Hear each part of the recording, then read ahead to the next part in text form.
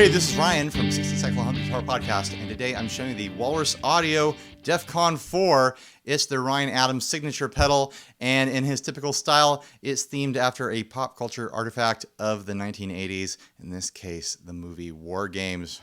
Check this out. You turn it on, you get a map of the whole world, missiles flying everywhere, everything's exploding. It's global thermonuclear war going on in this pedal. I think it's a really cool look, and I think they did a great job designing the aesthetics of this pedal. All right, let's get into it. Here is my dry signal from my Squier Contemporary Telecaster. Everything's stock humbuckers, you know the drill. I'm running 2 amps over here, a Fender Princeton Reverb reissue, and an Ibanez TSA 15H.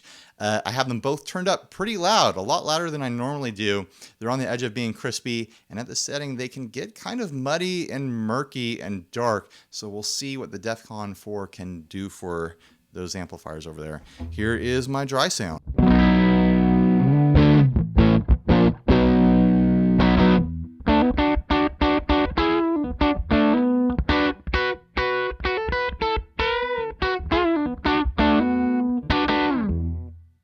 Lots of natural tube compression there, but like I said, kind of murky, kind of dark. Let's see what the Defcon 4 can do. By the way, the Defcon 4 is a 3-band EQ and a 10 decibel boost.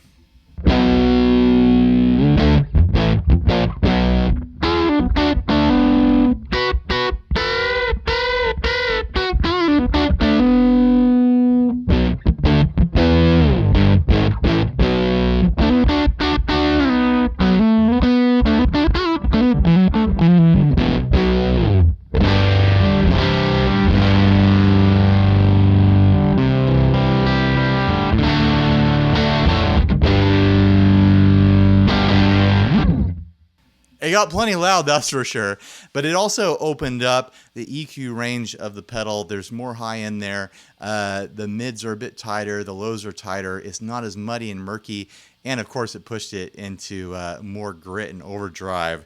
Let's start messing around with this thing, and I'll explain how it works.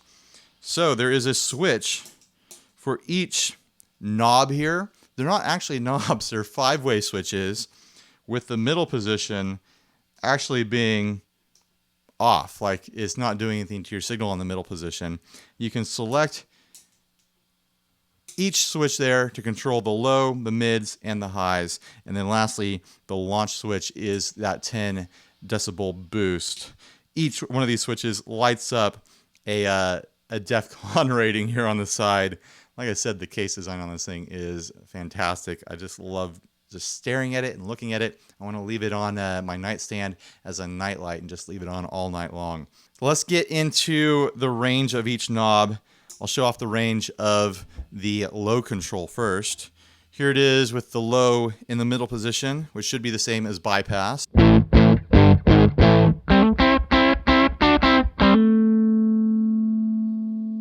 Turn it down a click.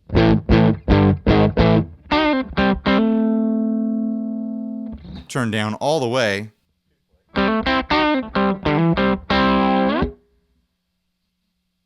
We'll turn it up 1 click, so now we're into bass boost territory.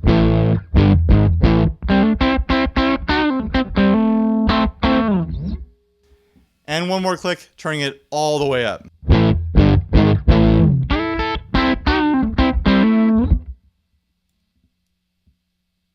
Here's the mid knob now. We'll jump straight to turning it all the way down.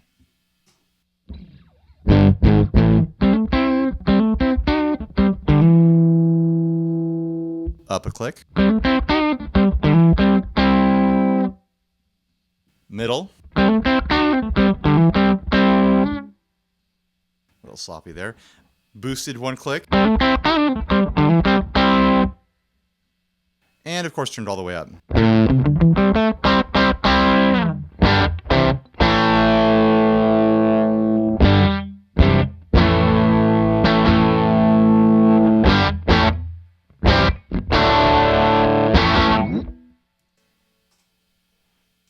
And now, of course, the high frequency knob. Turn that all the way down.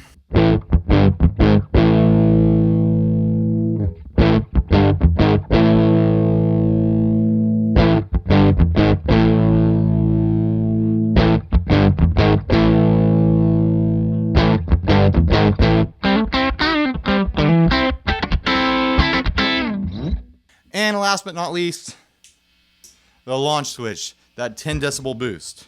Here it is off.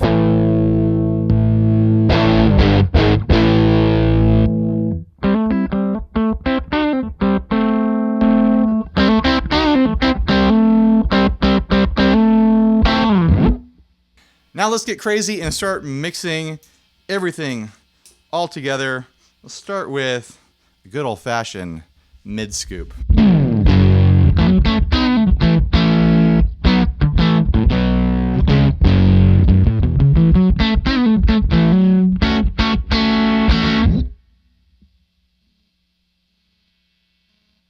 Got a mid-hump.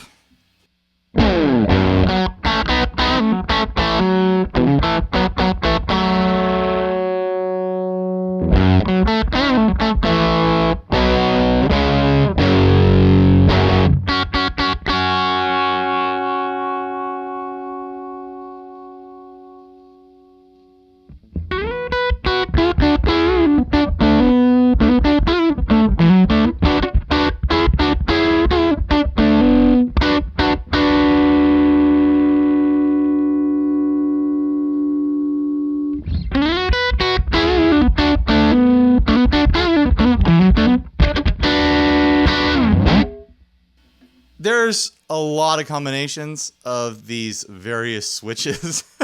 I mean, you've got 3 5-way switches. That's a lot of options. And you can turn them on and off, and you've got the boost. There's a lot to play around with here, and all the settings kind of sound really good. There's like a whole like preamp feel to this pedal where it's a make better sort of sound. It just makes you sound better somehow. Let's change the rig here now. I'm going to turn down the amps. I'm going to run an overdrive before the Defcon 4 and show how it can tone shape something before it. Okay, I've got the Walrus 385 running before the Defcon 4 now, and it's a little bit crispy. Let's see how the Defcon can shape the tone of this thing.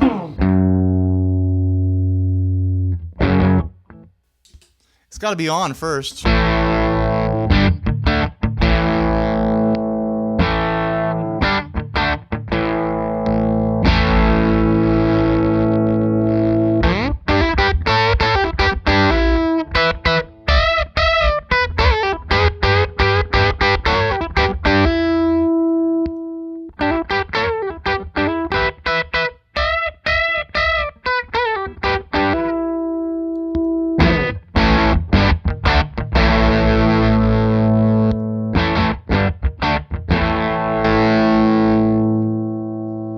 Of course, you can do crazy stuff like dialing in a telephone lo-fi sort of sound by diming the highs and dumping everything else.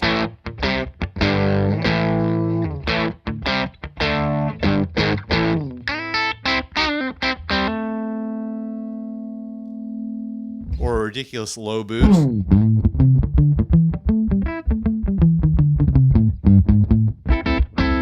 Don't let me near a bass guitar.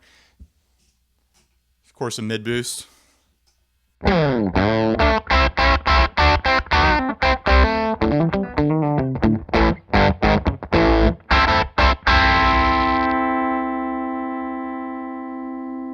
Or you could boost everything just slightly for a slight volume boost after your drive section. I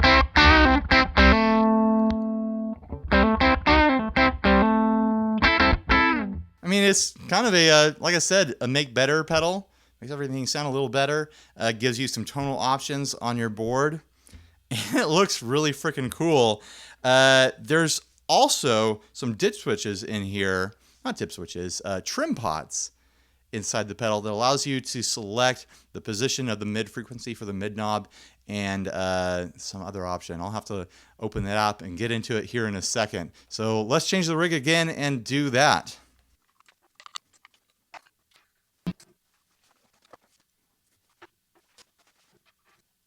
All right, let's see if I can do this successfully. I'm going to tweak the internal trim pots that control the mid-frequency point and the Q or the width of the mid-frequency. I've got the mid boost all the way up and the other knobs all the way down just to emphasize this. Let's see what happens. Let's get weird, huh? Oh, by the way, the two left trim pots have to match each other according to the manual, and then the far right trim pot is the cue of the frequency that I mentioned earlier. Okay, I've turned those all the way up now. Let's see what happens.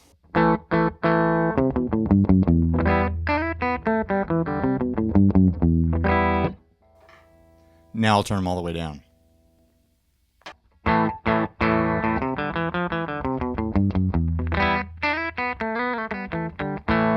Seems to emphasize a brighter, a higher side of the mid-range.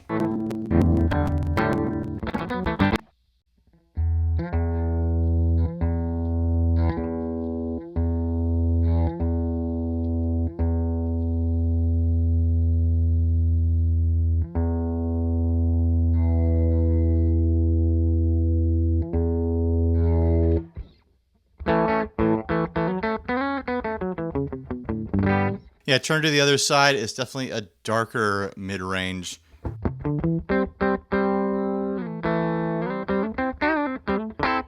It's not an extreme amount of tweakability, but it is there. Mids are very important, and customizing them to your rig is an important thing to do. So it's nice that they have this little bit in the instruction manual that you can figure out for yourself and get away from Ryan Adams' signature settings. We don't all want to sound like Ryan Adams, even though we're buying his signature pedal, apparently. So anyways, thanks for watching. Please like, subscribe, dislike, leave me rude and nasty comments, and stay tuned for the little bit of noodling I'm going to do at the end here. Later, guys.